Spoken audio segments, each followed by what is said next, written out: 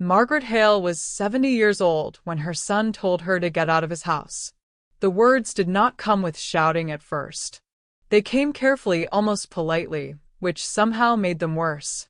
"If you can't admit what you did, Mom, then I think it's better if you leave." The room had gone so quiet that even the hum of the refrigerator in the open kitchen sounded loud. Margaret was standing near the fireplace in the living room of a two-story brick home in a quiet neighborhood outside Columbus, Ohio. She knew every detail of that house. She had chosen the hardwood floors herself. She had insisted on the bay window in the dining room because her son had always loved natural light. She had paid for it all. Across from her stood her son, Andrew Hale, 42 years old, successful, neatly dressed even on a Sunday afternoon. Beside him was his wife, Vanessa, one hand resting lightly on his arm.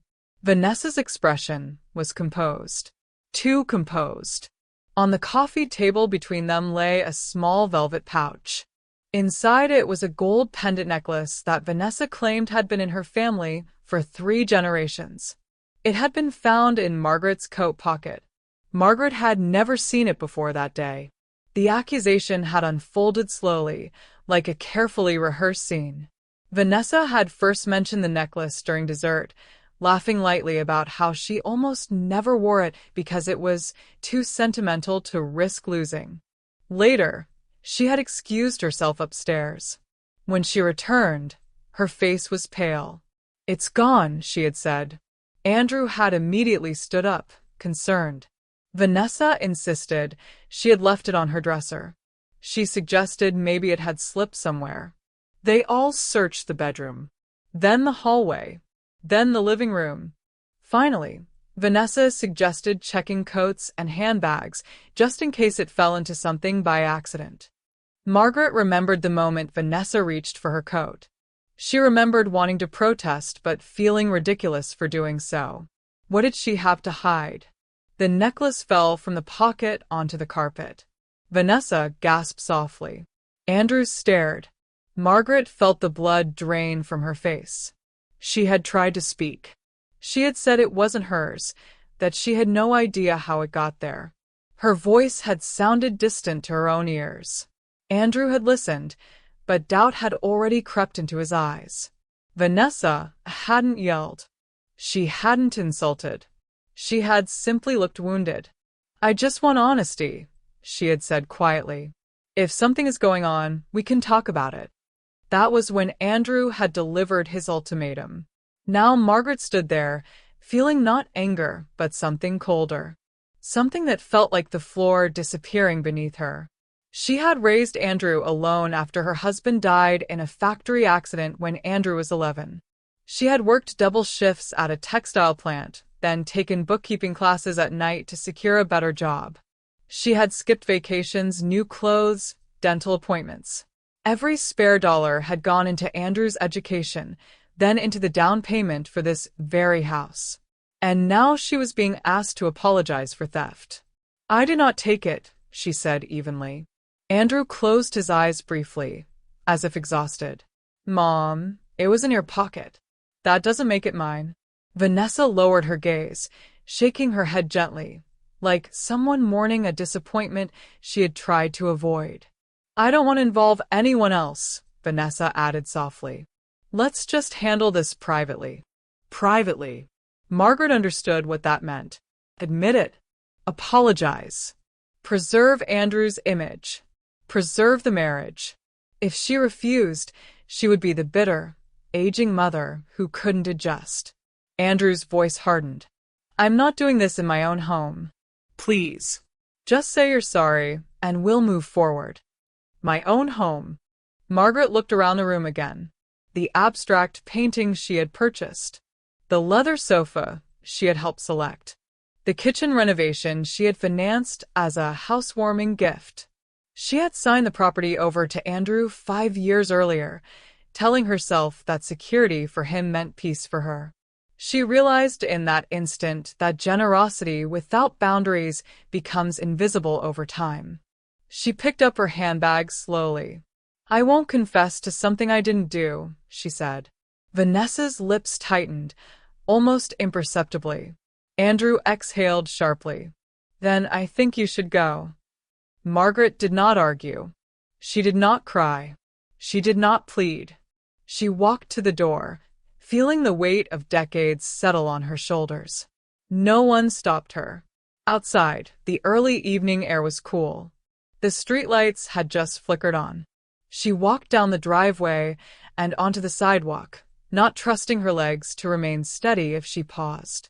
By the time she reached her small apartment across town, something inside her had shifted. Margaret had spent her entire life believing that love meant endurance, that sacrifice guaranteed loyalty, that if she gave enough, she would never stand alone. That night she sat at her kitchen table without turning on the television or lights. The room was dim except for the street lamp glow filtering through thin curtains. She replayed the scene again and again. The calm precision of it. The way Vanessa had known exactly where to look. The way Andrew had seemed prepared for conflict rather than surprised by it. It did not feel chaotic. It felt arranged. Margaret did not sleep much. Around 3 a.m, she opened an old filing cabinet in her bedroom closet. Inside were folders labeled in neat handwriting: tuition payments, mortgage transfer, renovations, wedding expenses. She spread them across the table. The numbers startled even her. She had never totaled them before. She had never wanted to. By sunrise, one thought had solidified in her mind. This was not about a necklace. Vanessa had slowly distanced Andrew from her over the past 3 years. First by shortening visits. Then by answering Andrew's phone when Margaret called. Then by speaking on his behalf. He's overwhelmed. He's stressed. He agrees. He just doesn't want confrontation. Margaret had believed she was being sensitive, outdated, too attached. Now she wondered if she had been maneuvered. She made coffee and stared at the paperwork again. Something about the necklace story bothered her. Vanessa had described it as a treasured heirloom from her late grandmother. Yet Margaret distinctly remembered Vanessa wearing it casually at a summer barbecue only months earlier. Family heirlooms are rarely treated casually. By 10 that morning, Margaret had made a decision she never imagined she would make. She scheduled a consultation with an attorney, not to destroy her son, but to understand the reality she had willingly signed away. 2 days later, she sat across from a middle-aged lawyer named Richard Coleman. He reviewed the property transfer documents, the financial records, the timeline. "Mrs. Hale," he said carefully, "you have been extraordinarily generous." "That's not what I asked," Margaret replied. He nodded. "Legally, the house is fully in your son's name.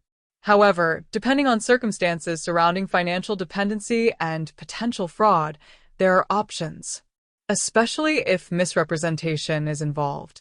Misrepresentation. The word lingered. On her way home, Margaret noticed a discreet office tucked between a bakery and a print shop. Frosted glass. Simple lettering. Private investigations. She stood there longer than she intended. Then she stepped inside. If someone had orchestrated her humiliation, she would not respond with emotion. She would respond with truth. 6 days later, the investigator called. "Mrs. Hale," he said, "I think you should come in." Margaret felt her pulse quicken. She put on her coat and left immediately. She had no idea that by the end of that afternoon, the narrative carefully built around her would begin to collapse. When Margaret Hale stepped into the investigator's office, she expected to feel nervous. Instead, she felt strangely calm. The office was modest, neutral walls, a metal filing cabinet, a single desk with a computer, and a neatly stacked pile of folders. The man who greeted her introduced himself as Thomas Reed. He was in his late 50s, quiet, observant, the kind of person who seemed to listen more than he spoke. He did not waste time. "There are several things you should see," he said, sliding a thin file across the desk. Margaret sat down slowly and opened it. The first few pages were printouts of financial summaries. Joint accounts belonging to Andrew and Vanessa. Credit cards in Vanessa's name. Transaction histories highlighted in yellow. Margaret scanned the numbers and immediately noticed something that made her chest tighten. The spending was aggressive. Designer boutiques in Chicago. High-end salons in Columbus. Weekend trips charged to boutique hotels. Luxury home decor purchases that did not match Andrew's usual practical taste. The total balances were staggering. Thomas tapped one section gently. Most of these credit cards are either maxed out or within 5% of their limit. Margaret swallowed. Andrew had once prided himself on financial discipline. He had learned that from her, budgeting carefully, planning ahead, never spending what you didn't have. This isn't all, Thomas continued. He turned to another page. These are late notices from 2 of the accounts. Minimum payments made repeatedly. Interest accumulating. There's also evidence of a recently opened personal account in Vanessa's name only. Margaret looked up. A separate account? Yes. Opened 8 months ago. Regular cash withdrawals. Transfers that do not appear connected to household expenses. The word preparation drifted through Margaret's mind. Preparation to leave. She forced herself to breathe steadily. And the necklace? Thomas nodded and pulled out a receipt copy. The gold pendant was purchased at a resale jewelry boutique approximately 10 miles from your son's home. 3 months ago. Margaret stared at the date. 3 months. Not inherited. Not ancient. Not sentimental. Was there any record of it being appraised or insured as an heirloom? She asked. No, Thomas replied. It was purchased as a contemporary vintage-style piece. Retail value is moderate. Replaceable. Replaceable. Margaret felt something shift inside her. Not anger, but confirmation. The scene had not been spontaneous. The story about a grandmother passing it down through generations had been invented. Thomas leaned back in his chair. In situations like this, he said carefully, when someone engineers a discovery rather than reacts to one, it's rarely about the object itself. It's about control. Margaret thought about Vanessa's composure, the careful pacing, the suggestion to check coats, the direct reach into Margaret's pocket without hesitation. Rehearsed. Do you believe she planted it? Margaret asked quietly. Thomas chose his words with precision. The timeline suggests forethought. The financial pressure suggests motive. Isolating a spouse from a parent is not uncommon in cases involving financial manipulation. Margaret closed the file slowly. This was no longer about humiliation. It was about strategy.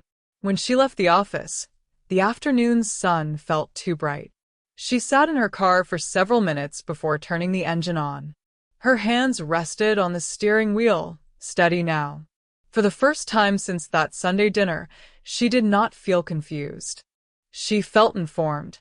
Back in her apartment, she laid the investigator's report beside the folders she had gathered earlier in the week. Tuition receipts, bank transfers for the house down payment, renovation invoices, Wedding expenses. a lifetime of quiet giving documented in black ink. She had never asked Andrew for repayment. She had never expected it. But she had assumed loyalty was part of the unspoken agreement between parent and child. Now she understood something painful. Loyalty cannot survive where doubt has been deliberately planted. That evening, Margaret called her attorney again and scheduled another meeting. When she placed both stacks of documents, the financial history of her sacrifices and the investigative findings, on his desk, his expression changed from professional neutrality to focused seriousness. This creates a very different context, he said. They discussed options. Not dramatic lawsuits. Not public exposure. But legal pressure. A formal letter outlining financial realities, the circumstances of the property transfer, and the documented evidence of misrepresentation and potential manipulation. Sometimes, the attorney said, the truth applied at the right moment is enough. Margaret nodded. The letter would be addressed to Andrew directly, delivered to his workplace to ensure privacy, yet impact. It would contain no emotional language. No accusations, just facts. Before leaving the office, Margaret hesitated. If I do this, she asked, what happens next? That depends on whether your son values truth more than pride, the attorney replied. The letter was sent 2 days later. Margaret did not warn Andrew. She did not call. She did not send a message. Silence had once made her powerless. Now it felt deliberate. 3 days passed. On the 4th evening, just after 9 o'clock, her phone rang. Andrew's name flashed on the screen. Margaret let it ring twice before answering. Hello. His breathing was uneven. Mom, I got something today. I know, she said calmly. There was a long pause. Why didn't you tell me? He demanded, but his voice lacked anger. It carried confusion. Because you didn't ask me what happened that night, she replied. Another silence. She says it's nonsense, Andrew said quickly. She says you're trying to break us apart. Margaret closed her eyes briefly. Did you verify the receipt? She asked. He didn't answer immediately. Did you check the account statements? She continued. I haven't had time. Andrew, she interrupted gently, truth does not disappear because it's inconvenient. His voice dropped. Did you really hire someone to investigate us? I hired someone to investigate what happened to me. He exhaled shakily. She's upset. She says you've always disliked her. Margaret almost smiled at the predictability. I welcomed her into my life, she said. I paid for her wedding. I funded her kitchen remodel. I trusted her. Andrew's breathing grew heavier. Mom, if this is true. It is, she replied quietly. But I'm not asking you to choose sides. Then what do you want? Margaret considered the question carefully. I want you to look at the evidence without fear, without defensiveness, without her interpretation. There was a long silence on the other end. I'll call you back, Andrew said finally. He hung up. Margaret set the phone down and stared at the wall.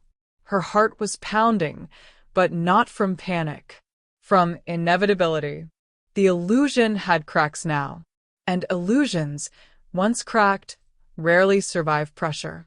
2 nights later, just before 10 o'clock, someone knocked on her apartment door. The knock was urgent, uneven. Margaret stood slowly and walked to the door. When she opened it, Andrew stood there alone. His face looked drawn.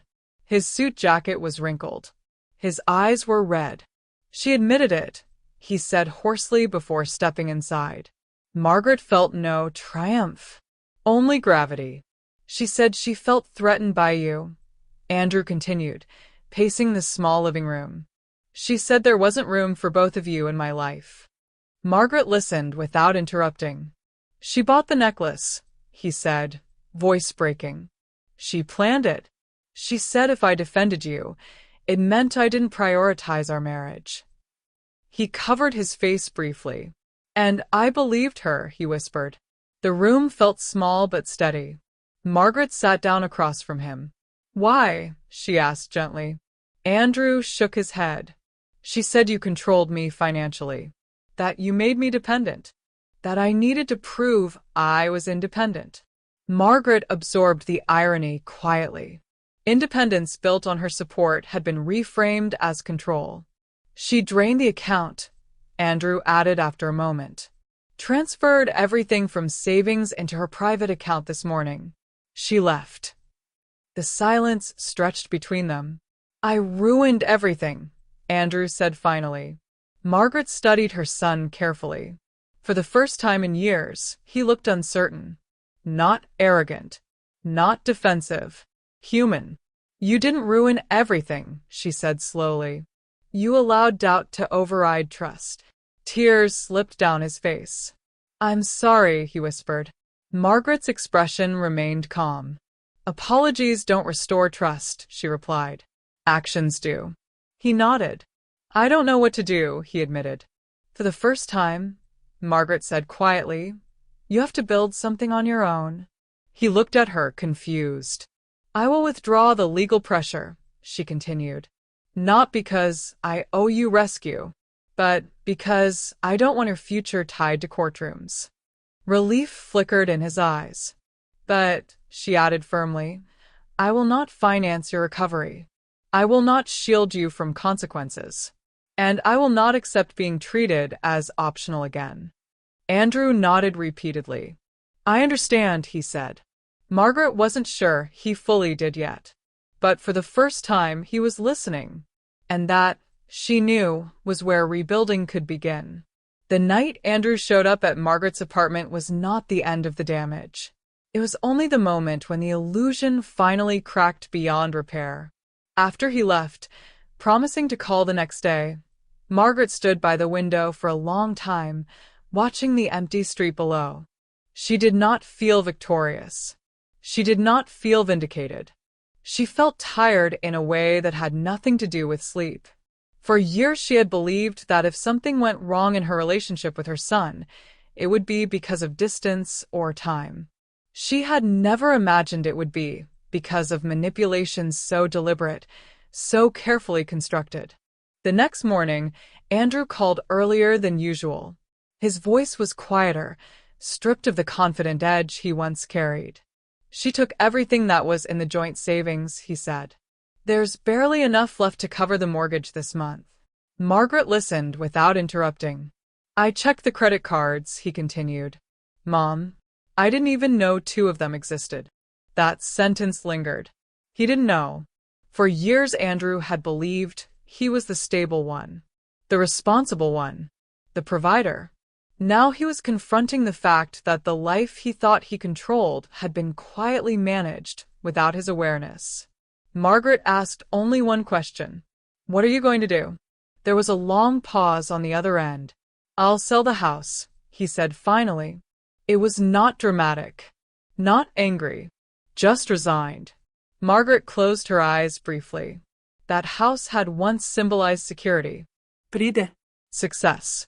Now it represented denial. You don't have to rush, she said carefully. Yes, I do, Andrew replied. I can't afford it alone.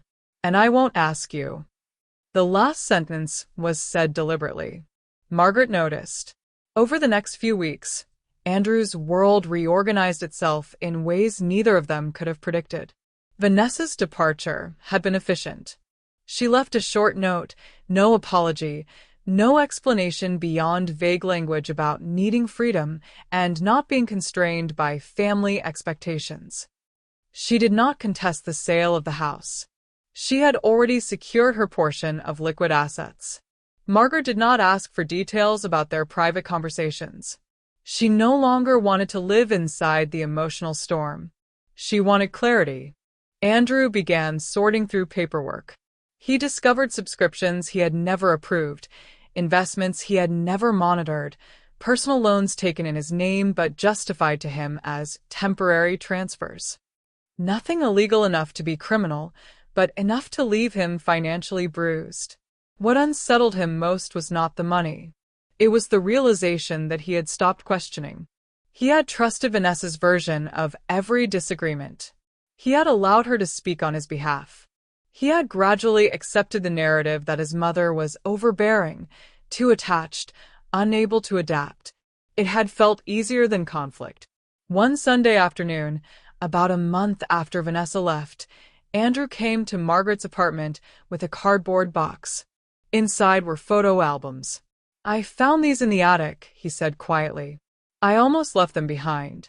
They sat at the small kitchen table flipping through pages. There was Andrew at 12, grinning awkwardly at his middle school graduation. Andrew at 17 holding his college acceptance letter. Andrew at 22 in a borrowed cap and gown, scanning the crowd for his mother's face. Margaret had been there for every milestone. She had never missed one. Andrew stared at a photo of his father, taken just months before the accident that changed everything. He looked so much like him in that moment that Margaret felt her throat tighten. I forgot how much you worked, Andrew said suddenly. Margaret looked up. I mean, I remember you being busy, but I don't think I ever really understood what it cost. Margaret closed the album gently. You weren't supposed to, she said. Children aren't meant to carry their parents' sacrifices. He nodded, but his expression remained troubled. I think I confused independence with distance, he admitted. Vanessa said that if I kept prioritizing you, I'd never build my own family. Margaret considered that carefully. There's a difference between building a family and erasing where you came from, she said. The apartment was quiet except for the ticking of the wall clock. Andrew rubbed his hands together, a nervous habit he hadn't had since adolescence. I keep replaying that night, he said. The necklace. The way I spoke to you. Margaret's voice remained steady. So, do I? He winced. I can't undo it, he whispered. No, she agreed. You can't. Silence followed, but it was no longer hostile. It was reflective. Over the next 2 months, the house sold faster than expected. The market was still strong, and Andrew managed to cover the remaining debts after paying off outstanding balances. He moved into a small rental apartment closer to his office. It was modest. No bay windows. No custom kitchen. Margaret visited once, at his invitation. The place was clean but sparse. A simple couch. A folding dining table. No decorative excess. This feels more honest, Andrew said awkwardly as she looked around. Margaret nodded. Honesty, she had learned, rarely looks impressive. As weeks turned into months, something subtle changed in their conversations. Andrew no longer rushed through calls. He asked about her work, about her health. He listened when she spoke instead of waiting for his turn.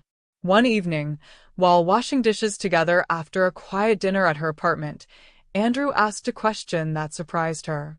Why didn't you fight harder when I pushed you away? Margaret dried her hands carefully before answering.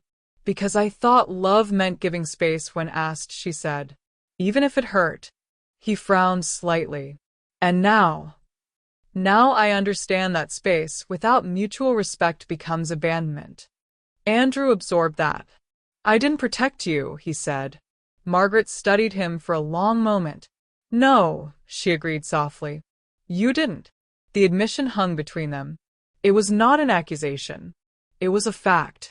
But you're learning, she added. He looked up. And that matters. Trust, Margaret realized, does not return dramatically.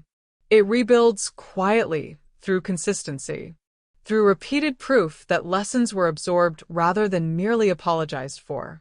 Andrew began showing up without prompting. Not with grand gestures. With small ones. Fixing a loose cabinet hinge in her kitchen. Driving her to a medical appointment she had casually mentioned.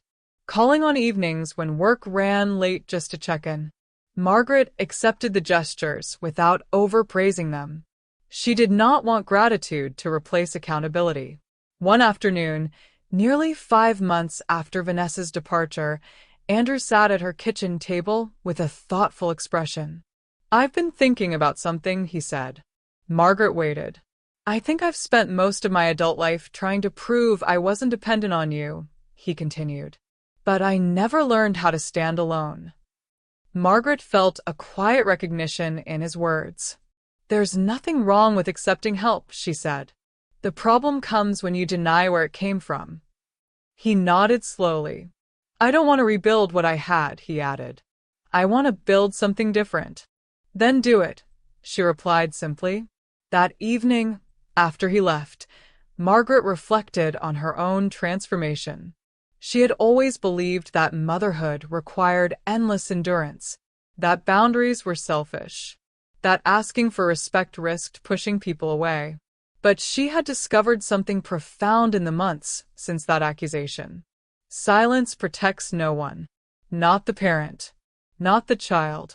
If she had continued accepting subtle dismissals, if she had apologized for a crime she did not commit, the dynamic would have calcified permanently. Andrew would have learned that loyalty bends under pressure. That doubt overrides history. Instead, by walking away that night, she had forced a confrontation with truth. Healing did not mean forgetting. It meant refusing to shrink. 6 months after the necklace incident, Andrew stood at her door again one Sunday morning. This time, he wasn't desperate. He was steady. He carried groceries in one hand and a toolbox in the other. Margaret opened the door and saw something different in his posture. Not pride, not defensiveness, responsibility. He stepped inside, placed the groceries on the counter, and looked at her. "I'm not here because I need saving," he said quietly. "I'm here because I want to stay." Margaret held his gaze. That, she realized, was the first truly adult sentence her son had spoken in years. By the 7th month after the accusation, life no longer felt fragile. It felt deliberate. Andrew had settled into his smaller apartment and into a rhythm that no longer depended on appearances. He cooked simple meals instead of ordering expensive takeout. He reviewed his bank statements every week. He declined invitations that required spending money he didn't have. The changes were quiet, but they were consistent. Margaret noticed the difference not in what he said, but in what he stopped saying. He no longer blamed stress. He no longer justified poor decisions as misunderstandings. He no longer described himself as a victim of circumstance. He described himself as responsible. One evening, he arrived at Margaret's apartment carrying a folder. "I brought something," he said. Inside were spreadsheets he had created, a debt repayment timeline, a savings plan, a breakdown of monthly expenses. Margaret scanned the pages carefully. They were thorough, realistic, conservative. "You don't have to show me this," she said. "I know," Andrew replied. "I'm not asking for approval. I just want you to see that I'm not drifting anymore." Margaret closed the folder and placed it on the table. "For a long time," she said thoughtfully, "I confused helping with preventing you from struggling. I thought if I removed every obstacle, you'd be protected." Andrew leaned back in his chair. "And instead, I delayed your education and consequences." He didn't argue. The truth was uncomfortable, but it no longer sparked defensiveness. That alone felt like progress. Over the next few weeks, Andrew began attending therapy. It was his decision, not Margaret's suggestion. He mentioned it casually one afternoon while fixing a leaky faucet in her bathroom. "I realized I don't fully understand why I let someone isolate me from you," he admitted. "It wasn't just her manipulation. I allowed it." Margaret stood nearby, handing him tools when needed. "Growth usually begins where comfort ends," she said. He gave a small, humorless smile. "I've had plenty of discomfort lately." Therapy forced Andrew to examine parts of himself he had never questioned. His desire to prove independence. His discomfort with conflict. His tendency to choose peace in the moment rather than integrity in the long term. He also began to understand Vanessa's strategy more clearly. Isolation had not happened overnight. It had been incremental. Subtle reframing. Gentle criticism disguised as concern. Gradual narrowing of perspectives until Margaret's voice seemed intrusive rather than foundational. But Andrew also recognized something harder. He had enjoyed the validation Vanessa gave him when she positioned him as a self-made success. It felt easier to believe he had built everything alone than to acknowledge the scaffolding his mother had provided. Admitting that required humility. One Saturday afternoon, Andrew asked Margaret if she would walk with him in a nearby park. The autumn air was crisp, leaves scattered across the path. "I've been thinking about something you said," he began. "Which part?" Margaret asked lightly. "That loyalty can't survive where doubt is deliberately planted." Margaret nodded. "I think I was afraid that defending you meant betraying my marriage," he continued. "But I didn't see that betraying you damaged something much older." Margaret slowed her pace slightly. "Marriage doesn't require blindness," she said. "It requires discernment." Andrew exhaled. I confused unity with obedience. They walked in silence for a few steps. I'm not angry at her anymore, Andrew admitted. Not the way I was at first. Margaret glanced at him. I'm angry at myself, he clarified. She stopped walking and faced him. Regret can teach you, she said gently. But don't let it define you. The goal isn't to punish yourself forever. It's to change. He nodded slowly. Back at her apartment later that evening, Andrew lingered before leaving. Can I ask you something? He said. Of course. Did you ever consider cutting me off completely? Margaret did not answer immediately. Yes, she said honestly. For a brief moment I did. Andrew swallowed. But not because I stopped loving you, she continued. Because I needed to protect myself. He absorbed that carefully. I never want you to feel disposable again, he said quietly. Margaret studied his face. He meant it. Then don't treat me that way, she replied. There was no bitterness in her tone. Only clarity. Months passed. Winter arrived. Andrew continued therapy. He maintained his budget. He declined offers from colleagues to jump into risky investments that promised quick returns. He was no longer chasing speed. He was building stability. Margaret, meanwhile, found herself changing in ways she hadn't anticipated. She stopped apologizing for small preferences. She voiced disagreement when necessary. She declined invitations when she felt tired instead of forcing herself to attend out of obligation. She began spending part of her income on small pleasures, a new reading chair, better lighting for her sewing table, a short weekend trip with a friend she hadn't prioritized in years. For decades, she had measured love by what she endured. Now she measured it by what she maintained. One evening, Andrew arrived looking unusually thoughtful. I ran into Vanessa, he said. Margaret remained still. How? At a grocery store downtown. He hesitated before continuing. She looked fine. Different. Confident. And how did you feel? Margaret asked. Strangely calm, he admitted. I didn't feel rage. I didn't feel longing. I just felt aware. Aware of what? That I was part of that story, not just a victim of it. Margaret nodded slowly. That's growth, she said. He leaned forward slightly. She asked about you, he added. Margaret's expression did not change. I told her you're doing well. And that I'm working on earning your trust back. Margaret felt a quiet warmth at that. Did she apologize? She asked. No, Andrew said. She said we both made mistakes. Margaret smiled faintly. Sometimes accountability is too heavy for people who avoid it, she said. Andrew studied her. You don't sound bitter. I'm not, she replied. Bitterness would keep me tied to what happened. I prefer being free. The following Sunday, Andrew arrived early with coffee and a small potted plant. For your kitchen window, he explained awkwardly. Margaret placed it carefully near the light. You're not trying to buy forgiveness, are you? She asked with a hint of humor. He shook his head immediately. No. I know that doesn't work anymore. She appreciated the word anymore. Later that day, as they sat quietly reading in the same room, Andrew spoke again. I think I understand something now, he said. Margaret looked up. You didn't walk away to punish me, he continued. You walked away to refuse a lie. Margaret held his gaze. Yes, she said. The simplicity of the answer carried more weight than any lecture. By the end of winter, Andrew had saved enough to establish an emergency fund. It wasn't large, but it was his, built without assistance. He showed Margaret the account summary once, not seeking praise but transparency. She nodded approvingly.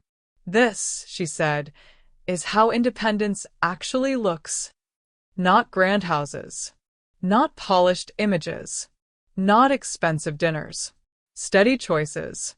As spring approached, Margaret reflected on the transformation.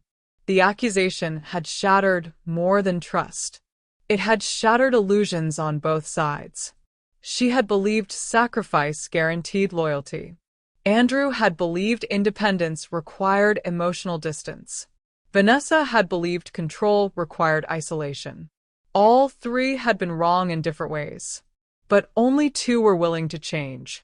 One evening, as Andrew prepared to leave after dinner, he paused at the door.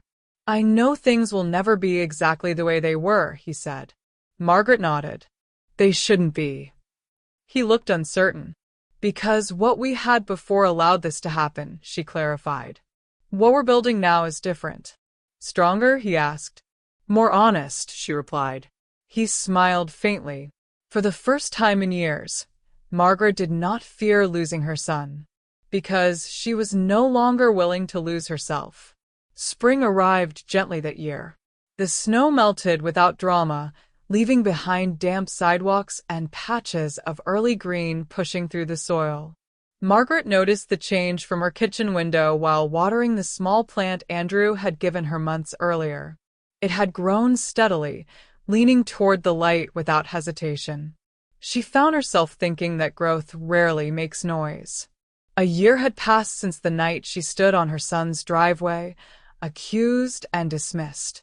The memory no longer struck like lightning. It lingered like a scar, visible, permanent, but no longer bleeding. Andrew's life had stabilized in ways that surprised even him. His savings account had grown modestly, but consistently. He had paid off the last of the lingering credit card balances Vanessa left behind. He had earned a promotion at work, not because he chased it, but because he had stopped trying to impress and started focusing on competence. More importantly, his posture had changed. He no longer walked like a man defending an image. He moved like someone accountable to himself. Margaret observed these changes quietly. She did not narrate them. She did not celebrate them prematurely. Trust, she had learned, grows in silence and consistency. One Sunday afternoon, Andrew arrived earlier than usual. "I wanted to talk," he said, setting his keys down on the small entry table. Margaret nodded and poured 2 cups of tea. They sat at the kitchen table where so many difficult conversations had unfolded over the past year. "I've been thinking about something," Andrew began. "That seems to be a habit now," she replied gently. He gave a brief smile. "I used to think strength meant providing. That if I earned enough, owned enough, built enough, then I was successful. And now?" Margaret asked. "Now I think strength means standing by what's true even when it costs you something." Margaret held his gaze. "That's more expensive than a mortgage," she said quietly. He nodded. They sat in comfortable silence for a moment before Andrew spoke again. "I don't expect you to ever forget what I did," he said. "But I hope one day it won't define us." Margaret considered that carefully. "It already doesn't define us," she replied. "It defines a chapter, not the entire book." Andrew exhaled, relief softening his expression. Over the following months, their relationship settled into something new. They no longer clung to constant reassurance. They did not overanalyze every conversation. They allowed space without fear. Margaret noticed that Andrew no longer avoided mentioning his father.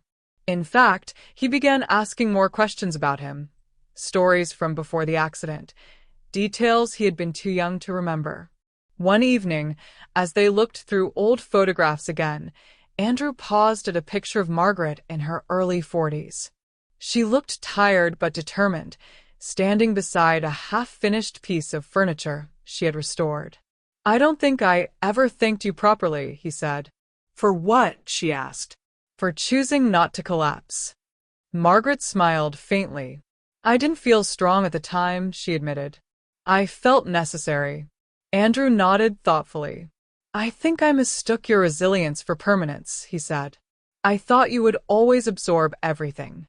Margaret met his eyes. "That was my mistake too," she said. "I taught you that I could." The admission carried no blame, only recognition.